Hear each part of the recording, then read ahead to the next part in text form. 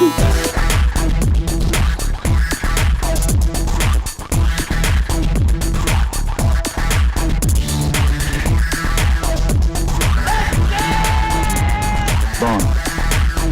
James.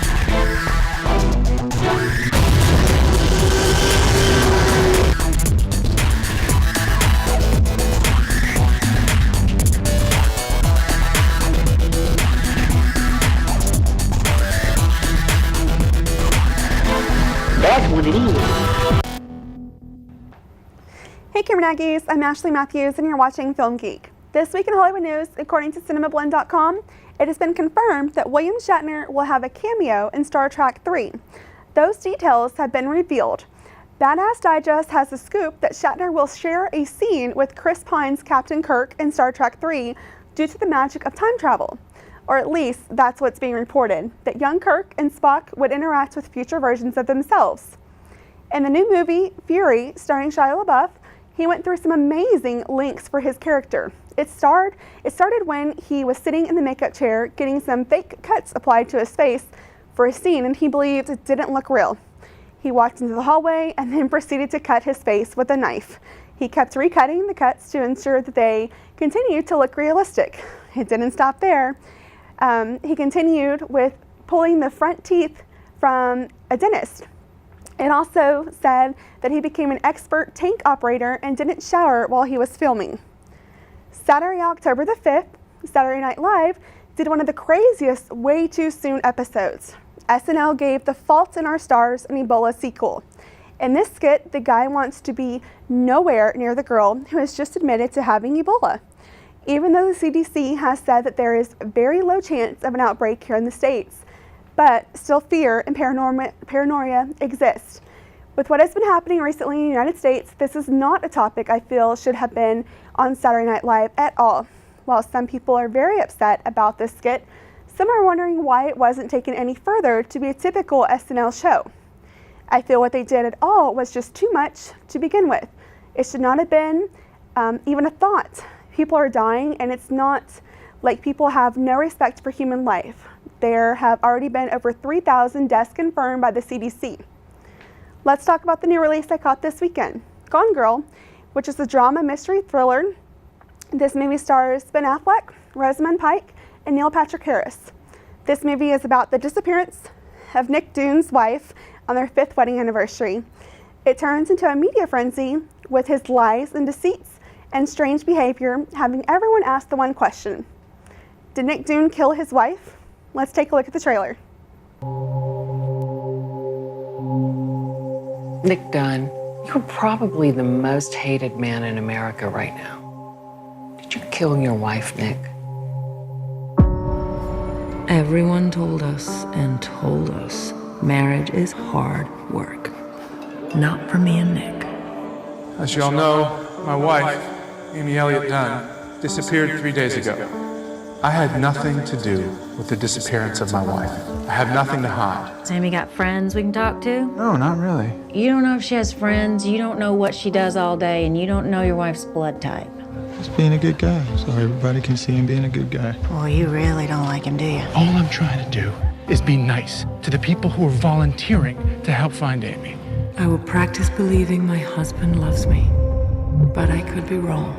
You ever see that guy in the glasses before? Amy is the kind of girl who attracts admirers. Whoever took her is bound to bring her back. I'm hoping you can tell me what this means. Want to solve Amy's treasure hunt? You seen this girl around here? Yeah, I remember her. I know you. I saw you at the volunteer center. I wanted to help. What'd she want? She wanted a gun. We are all scared, but we are all here now. I feel like something to be jettisoned if necessary.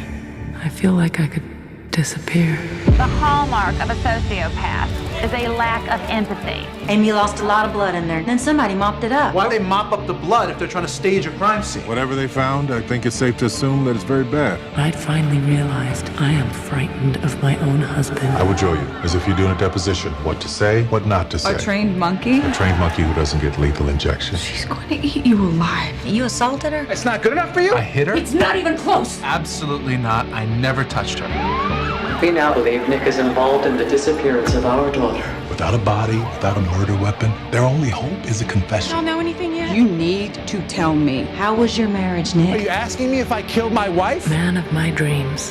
This man of mine may kill me. What about my son? Nick! This man may kill me. In her own words, This man may truly kill me. You ever hear the expression, the simplest answer is often the correct one? Actually, I've never found that to be true. This week I'm joined with Stephen Feldman, who's a CUTV news reporter. Welcome, Stephen. Thanks for joining me. Thanks for having me. So we saw Gone Girl, and I think that the performances were amazing. I think that they had jaw-dropping performances. Sometimes I'm like, oh my gosh, did that person really just do that? So what did you think about their performances? Do you think?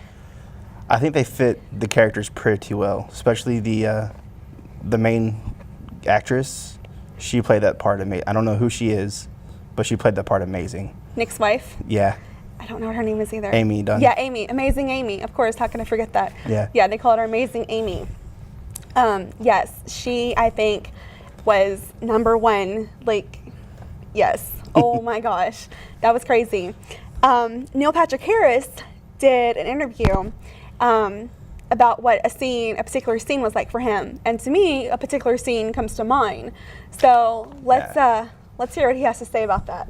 It was disturbing to watch for sure, and it was wild to film because it was one of the hardest things I've done because you can't really reference any memory things in death. So you're really acting. You're acting like you're dying, but you don't have any concept of what that is. So I was very concerned about overacting in that moment, and so David was very good. And there were lots of takes, understandably, and within that, lots of, Cleanup. Yeah, lots of Clean up cleanup. another take, clean up another take, clean up another They had that scene done in a room on a soundstage because it got to be so messy that they had all these multiple beds, multiple sheets, and we'd do the whole thing through, and then they'd have to clean up, we'd shower, they'd redo the entire room, get it all redone, and we'd do it again. So, but the death needed to be honest, and that was weird. So I had to trust David to say less gurgling, less it was very specific what he wanted. Right. And so that was wild, weird. So basically, the director wanted to know, about his performance. And, you don't know how to die if you've never died before. So in this interview, he's saying, okay, look, we had several beds and several times of doing this with the blood on us and things like this. I think that's crazy to hear him because that was such an intense, crucial part of this movie. Yeah. What did you think about that scene? I don't think we should say too much about it, but obviously we know that he has a... That particular part of the scene was a complete surprise to me. When she grabbed that certain item, it was just like, what is she doing? Why? And then she did it, and it was just like, what? That I've watched bloody, gory movies before, but this, when she just reaches and slices his neck, and blood is just everywhere.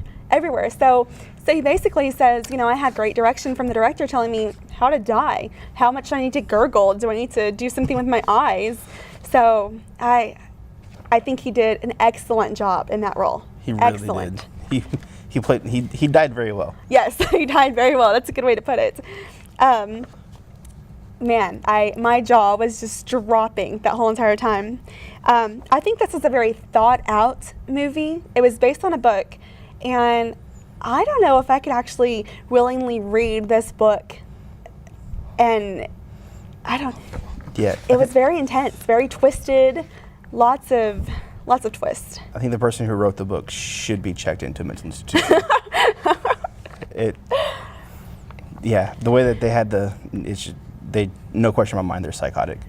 Something to think that through. Yeah, but it was very creative because the way that things happen, you're going, oh my gosh, this girl's going to be still alive, but you're wondering, did she have a really part in this? Was she really kidnapped? And the way that it played out, priceless.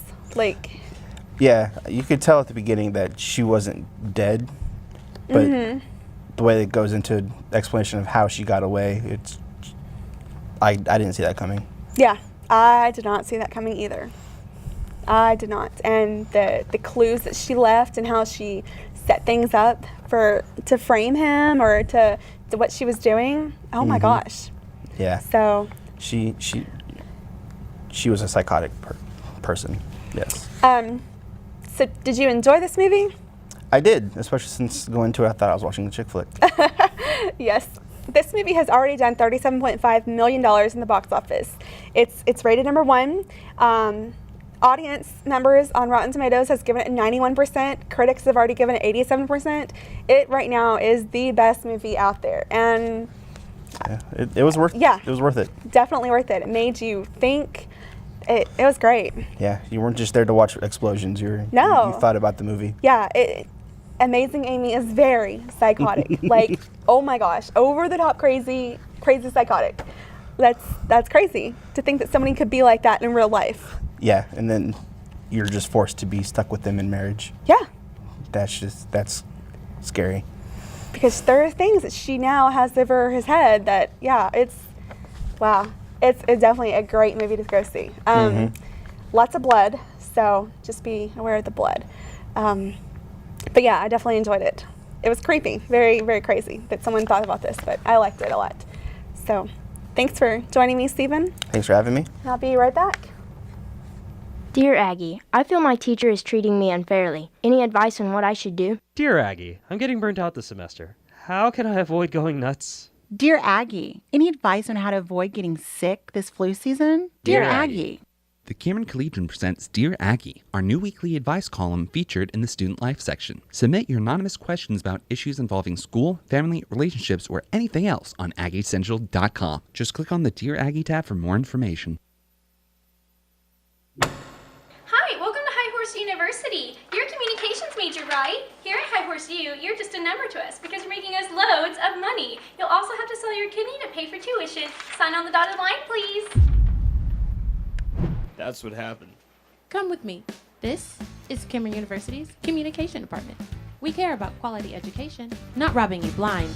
Here, you'll actually get to know your professors and classmates. You won't be needing this anymore. Visit Cameron.edu for more info. Starplex Cinema and Racketch Movies released The Judge, Addicted, and Dracula Untold. They also have the $5 tickets on movies before 6 and just $2 more for 3D movies.